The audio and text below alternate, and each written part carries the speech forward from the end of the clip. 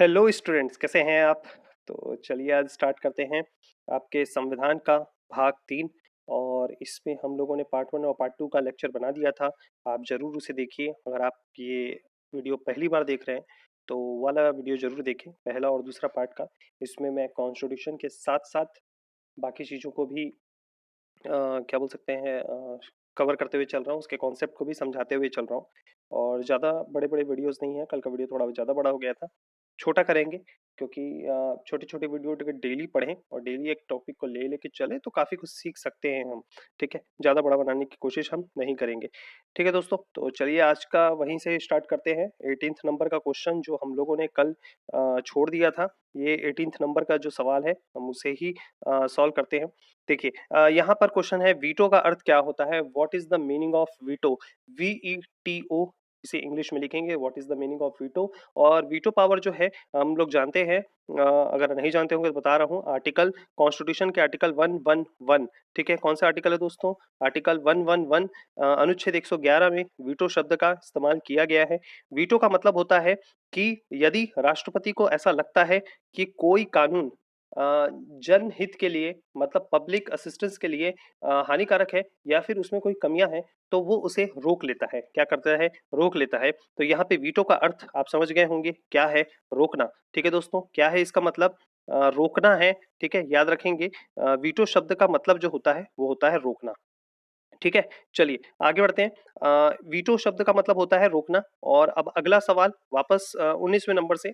ठीक है, भारत में कौन से राष्ट्रपति निर्विरोध चुने गए थे? ठीक है दोस्तों, याद रखेंगे भारत में कौन से राष्ट्रपति निर्विरोध चुने गए थे, मतलब उनके सामने कोई कैंडिडेट खड़ा ही नहीं हुआ। भारत में अभी तक एकमात्र एक व्यक्ति है जो निर्विरोध चुने गए थे और उनका नाम है नीलम संजीवा रेड्डी। नीलम संजीवा रेड्डी जो है वो भारत के एकमात्र राष्ट्रपति हैं जो निर्विरोध चुने गए थे। इस चीज को हमको ध्यान रखना है, ये बहुत इंपॉर्टेंट है। चलिए आगे बढ़ते हैं। संसद के सदस्यों की शक्तियों का वर्णन किस अनुच्छेद में है? ठीक है, ये बहुत इंपॉर्टेंट है। संसद के सदस्यों की शक्ति का वर्णन किस अनुच्छेद में है? अनुच्छेद 104, 105, 108, 110। ठीक है, तो अगर आपको राइट आंसर पता है तो आप लगा दीजिए। इसका सही आंसर है दोस्तों 105। क्या है? 105। ठीक है, आर्टिकल 105 में संसद सदस्यों की शक्तियों का क्या दिया गया है? वर्णन किया गया है, मतलब मेंबर ऑफ पार्लियामेंट के पावर का वर्णन किया गया है। अच्छा, कल के क्वेश्चंस का मैं आंसर दे देना चाहूंगा कि राष्ट्रपति का जो भाषण है वो कौन लिखता है। कल ये मेरा सवाल था आप लोगों से, राष्ट्रपति का भाषण कौन लिखता है? तो राष्ट्रपति का भाषण तैयार करते हैं दोस्तों आपके मंत्रिमंडल। मंत्रिमंडल मतलब कैबिनेट। ठीक है, नरेंद्र मोदी जी का जो कैबिनेट है वही लोग मिलकर ही तैयार करते हैं आपका क्या भाषण। ओके, अच्छा इसके बाद में हम आगे बढ़ते हैं दोस्तों। विधानमंडल के सदस्यों की शक्तियों का वर्णन वो थोड़ा रिपीट हो गया है। वर्णन किस अनुच्छेद में है? विधानमंडल के सदस्यों की शक्तियों का वर्णन किस अनुच्छेद में है? ये कहा गया है, तो इसे याद रखेंगे। विधानमंडल के सदस्यों की शक्तियों का वर्णन जो है मतलब विधायकों विधायकों की शक्तियों का वर्णन किस अनुच्छेद में है? देखिए अनुच्छेद 112 ये नहीं हो सकता, ये चीज आप समझ लीजिए। अनुच्छेद 112 तो हो नहीं सकता। क्यों नहीं हो सकता? क्योंकि अनुच्छेद 112 में है बजट। फिर देखिए दोस्तों 194 आप में कंफ्यूजन, जैसे आपको मैं बता रहा हूँ, अगर 112 तो बड़ा फेमस है, 200 होगा वो भी नहीं हो सकता। तो 180 और जो 194 में अगर आप कंफ्यूज हो सकते हैं, ठीक है, मतलब ये तीन में आप कंफ्यूज हो सकते हैं। तो 200 में आपको बता दूं गवर्नर का वीटो पावर है। क्या है दोस्तों? गवर्नर का वीटो पावर मतलब राज्यपाल की वीटो शक्तियां। और राष्ट्रपति की वीटो शक्तियां किसमें है? 111 में है। तो ध्यान रखेंगे दोस्तों 111 में क्या है? वीटो पावर ऑफ गवर्नर है। वीटो पावर ऑफ गवर्नर मतलब राष्ट्रपति की वीटो शक्तियों की हम बात कर रहे हैं। ठीक है, अच्छा इसमें एक और खास चीज क्या है, देखिए इसमें आंसर आता है फिर आपका कौन सा अ, जो इंपॉर्टेंट है। ठीक है, देखिए यहाँ पर जो मैं समझाना चाहूंगा आपको, यहाँ पर इसका आंसर आता है दोस्तों 180। क्या आता है? 180। आर्टिकल 180 में आपका क्या दिया हुआ है? विधायकों की शक्तियों का क्या दिया गया है? वर्णन किया गया है। ठीक है, इस चीज को आप ध्यान रखेंगे, ये बहुत इंपॉर्टेंट है।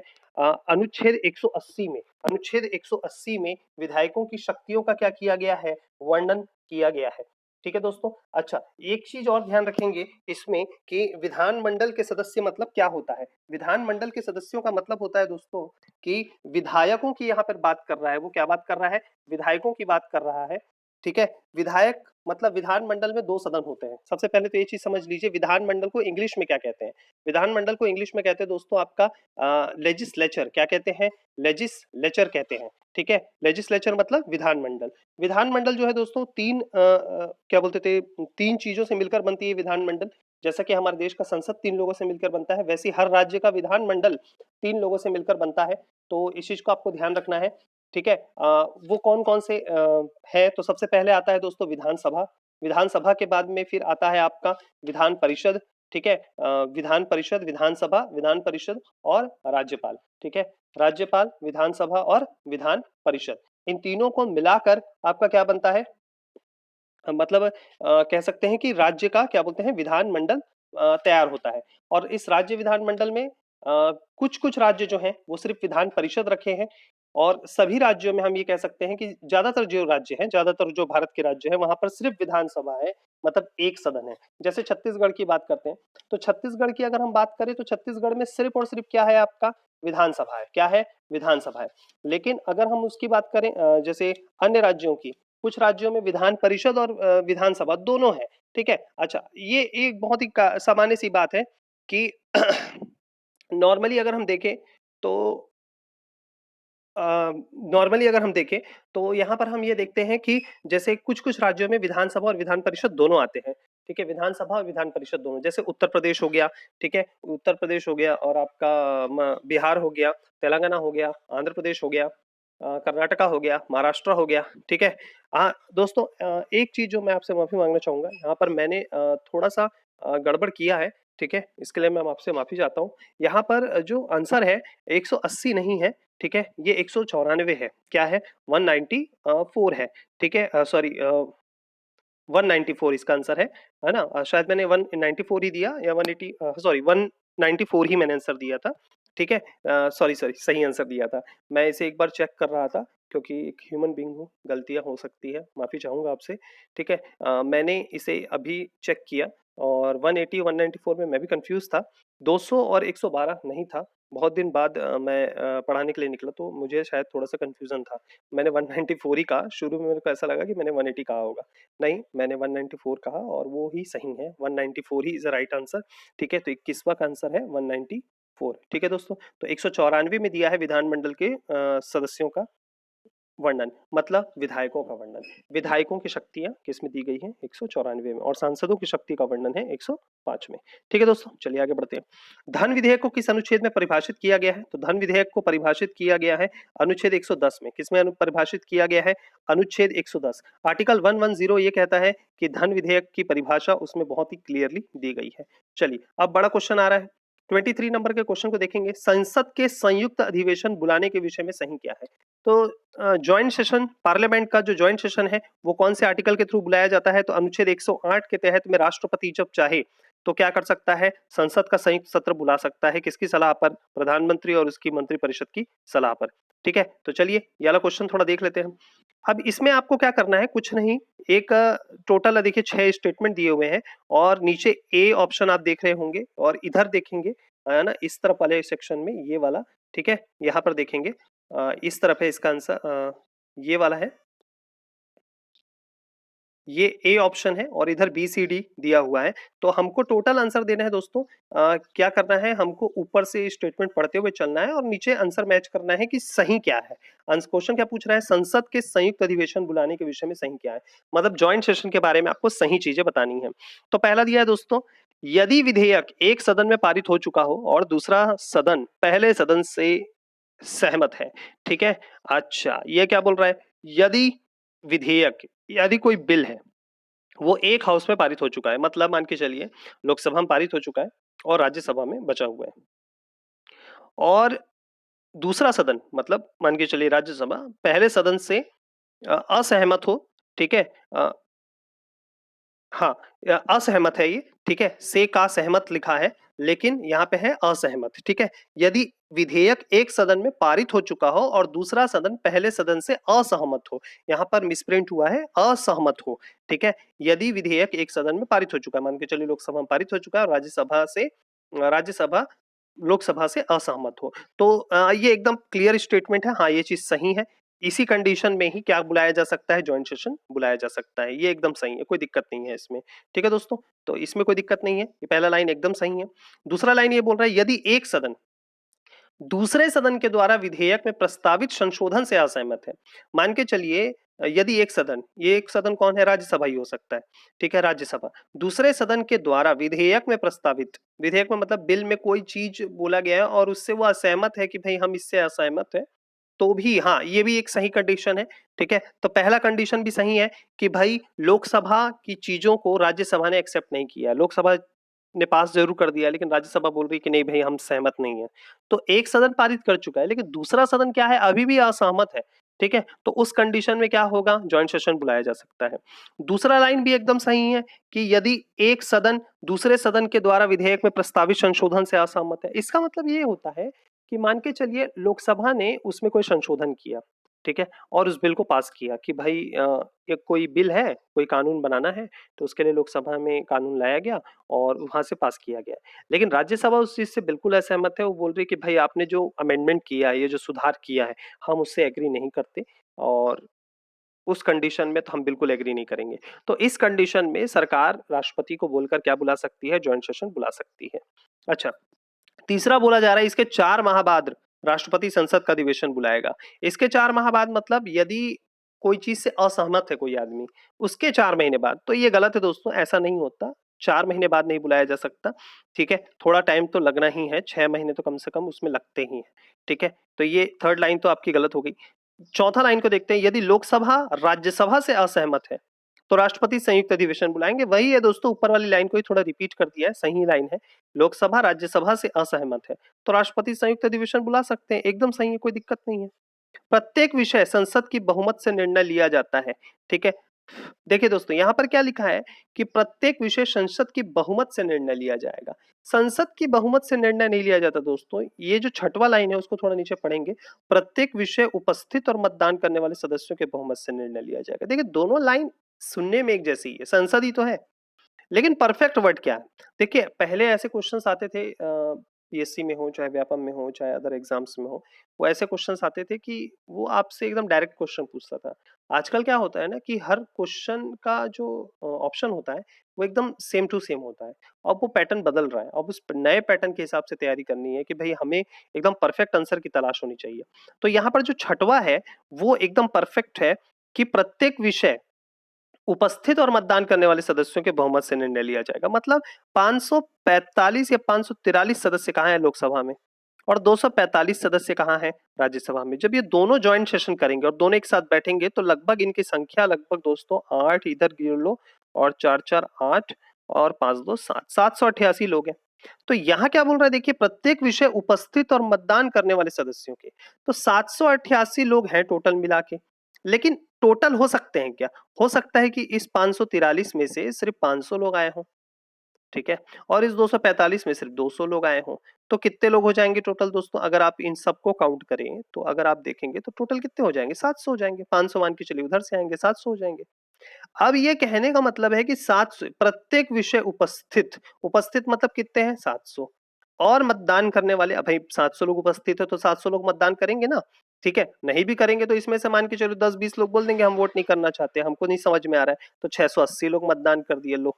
तो उपस्थित है 700, वोट दिए हैं 680 ने, तो इसके बहुमत से निर्णय होगा, मतलब 680 का आधा। 680 का आधा कितना होगा, अब आप तो मैथमेटिक्स वाले हैं ना, हम तो जीएस वाले हैं भाई, देख लो। ठीक है, तो ये 680 है तो लगभग कितना होना चाहिए, 340, 340 340 680 होगा शायद, 3 3 6, हाँ 340। तो 341 से ज्यादा लोग अगर बिल को सपोर्ट कर लिए तो बिल पास हो जाएगा और जॉइंट सेशन सफल हो जाएगा।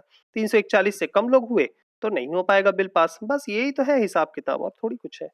ठीक है, तो आप ज्वाइंट सेशन समझ गए होंगे कि ज्वाइंट सेशन, और देखिए ज्वाइंट सेशन को अलग से बताना भी नहीं पड़ा मुझे। तो ज्वाइंट सेशन बुलाता कौन है, राष्ट्रपति बुलाता है, अनुच्छेद 108 के तहत बुलाता है। और बुलाया कब जाता है, जब एक हाउस से बिल पास हो गया हो और दूसरा हाउस उस पर एग्री ना कर रहा हो तो बुलाया जाता है बिल्कुल। और उसके बाद में दोनों मिलकर क्या करते हैं, फैसला लेते हैं। चलिए आगे बढ़ते हैं दोस्तों, बढ़िया हो गया, आगे बढ़ते हैं। अब देखिए, तो इसका सही आंसर देखिए, हाँ सही आंसर तो देना पड़ेगा ना। तो इसका सही आंसर दोस्तों 1 2 4 6, मतलब सी आंसर होगा। ठीक है, 1 2 4 और 6। ठीक है, यहाँ पे देख लीजिए, मैं आपको एक बार और बता दूं कि कौन कौन सा होगा, 1 2 4 और जो लास्ट वाला था 6। ठीक है, तो 1 2 4 और 6। ठीक है, पांचवा नहीं है, है ना? तो 1 2 4 और 6। ठीक है दोस्तों, ये यहाँ पे बना दिया। तो 1 2 4 6 हो गया। चलिए आगे बढ़ते हैं। अगला क्वेश्चन है, राज्य विधानसभा के अस्थायी अध्यक्ष प्रोटेम स्पीकर के बारे में बताइए। राज्य विधानसभा के अस्थायी अध्यक्ष प्रोटेम स्पीकर। राज्य विधानसभा के अस्थायी अध्यक्ष उसको क्या बोलते हैं? प्रोटेम स्पीकर के बारे में सही क्या है? अच्छा, ये प्रोटेम स्पीकर होता क्या है, ये सबसे पहले समझते हैं। देखिए क्या होता है, मैं आपको इसके सब बढ़िया एग्जांपल समझाता हूँ। कोई राज्य में चुनाव हुए, ठीक है, जैसे अभी पश्चिम बंगाल में चुनाव होने वाले हैं, जब भी वीडियो बना रहा हूँ तो पश्चिम बंगाल में चुनाव होने वाले हैं, चुनाव हो रहे हैं। ठीक है, असम में चुनाव हो रहे हैं, तमिलनाडु में हो रहे हैं, केरल में हो रहे हैं, और इसके अलावा हर साल किसी न किसी स्टेट में हमारे यहाँ तो फेस्टिवल जैसे चुनाव होते ही रहते हैं। तो चुनाव होने के बाद में जब भी किसी राज्य में चुनाव होता है, राज्य विधानसभा विधानसभा चुनाव बोलते हैं, लेजिस्लेटिव असेंबली इलेक्शंस। तो जब भी किसी राज्य में चुनाव होते हैं दोस्तों, तो क्या होता है कि चुनाव होने के बाद, ठीक है, जब चुनाव कंप्लीट हो जाते हैं, जब मुख्यमंत्री चुन लिया जाता है, तो मुख्यमंत्री के चुनाव के बाद में क्या होता है, जब पहली बैठक होती है विधानसभा की, हर स्टेट की विधानसभा उसके उसके कैपिटल में होती है। जैसे हमारे छत्तीसगढ़ की विधानसभा जो है वो आपका कहाँ है? रायपुर में है, नया रायपुर में है। ठीक है, तो अटल नगर, नया रायपुर। और थोड़ा ज्यादा क्लियर कर दूं, नहीं तो टोकने वाले बहुत है भैया, आप चिंता मत करो, आप नहीं टोकते तो क्या हुआ, बहुत लोग टोकते हैं और भयंकर टाइप का टोकते हैं, पता है आपको। ठीक है, चलिए कोई बात नहीं। तो क्या होता है कि अ, अटल नगर नया रायपुर में हमारा क्या है, विधानसभा है। तो विधानसभा में कैसे होता है ना कि पहली बैठक होती है, तो पहली बैठक में क्या होते हैं, विधानसभा स्पीकर होते हैं। तो विधानसभा स्पीकर तो चुने नहीं जाते, सही है ना? हर विधानसभा स्पीकर जैसे अभी कौन है, चरणदास महंत, लेकिन वो अगली विधानसभा स्पीकर में नहीं रहेंगे। तो क्या करते हैं ना कि राज्यपाल जो है, पहली मीटिंग के लिए जब पहली बैठक होती है तो उसके लिए एक प्रोटेम स्पीकर, अस्थायी अध्यक्ष पर टेम्पररी क्या करता है, चुन लिया जाता है। और उसका अपॉइंटमेंट कौन करते हैं? गवर्नर करते हैं। लेकिन किसकी सलाह पर करते हैं, ये सबसे बड़ी बात है। तो ये सरकार की सलाह पर ही होता है। अगर मैं ये कहूं कि राज्यपाल हमारे यहाँ की कौन है, अनुसुईया उइके जी, और मान के चले 2023 में चुनाव हुआ, तो सरकार बनी फिर से किसी की, चाहे कांग्रेस की चले चाहे बीजेपी की बने, चलो कांग्रेस की बना देते हैं, भूपेश बघेल जी फिर से बन गए। तो भूपेश बघेल जी क्या करेंगे, किसी न किसी को प्रोटेम स्पीकर अपॉइंट करवाएंगे, किसके थ्रू? गवर्नर के थ्रू। तो नाम राज्यपाल का रहेगा, लेकिन करवाने के पीछे कौन रहते हैं, अपने सीएम ही रहते हैं। तो राज्यपाल क्या करते हैं कि वो क्या करते हैं, प्रोटेम स्पीकर अपॉइंट कर देते हैं। तो प्रोटेम स्पीकर जो होता है, प्रोटेम स्पीकर जो होता है वो क्या करता है कि टेम्पररी कुछ दिन के लिए, जब तक सभी सदस्य प्रोटेम स्पीकर के सामने शपथ ना ले लें, तो मतलब सभी विधायक जो है वो प्रोटेम स्पीकर के सामने उस अस्थायी अध्यक्ष के सामने क्या लेंगे, शपथ लेंगे। और उसके बाद में उसी प्रोटेम स्पीकर की अध्यक्षता में ही क्या होगा कि जो स्पीकर है, जो विधानसभा का स्पीकर है, उसका चुनाव होगा। चुनाव मतलब वो आपस में ही चुन लेंगे। ठीक है, ये चीज याद रखना है आपको। तो यहाँ पे आंसर आपको समझ में आ गया होगा। पहला है, राज्य विधानसभा द्वारा निर्वाचित होता है, बिल्कुल गलत है। ठीक है, ये बिल्कुल गलत लाइन है, प्रोटेम स्पीकर ऐसे नहीं होता। स्पीकर द्वारा नामांकित किया जाता है, तो स्पीकर तो भैया बना ही नहीं है। राज्य मंत्रिमंडल द्वारा नामांकित किया जाता है, तो बिल्कुल गलत है दोस्तों। वह राज्यपाल द्वारा नामांकित किया जाता है, एकदम सही है। ठीक है दोस्तों, देखो ऊपर वाला आप बोलोगे सर वो तो मंत्रिमंडल किया है ना, अरे भाई तो संविधान के हिसाब से तो राज्यपाल किया है ना। ठीक है, हर राज्य, राज्य के हर कार्य किसके नाम से होते हैं, राज्यपाल के नाम से होते हैं। राज्यपाल राज्य का कार्यपालिका प्रमुख होता है और संवैधानिक प्रमुख होता है। ठीक है, governor is constitutional and executive chief of state.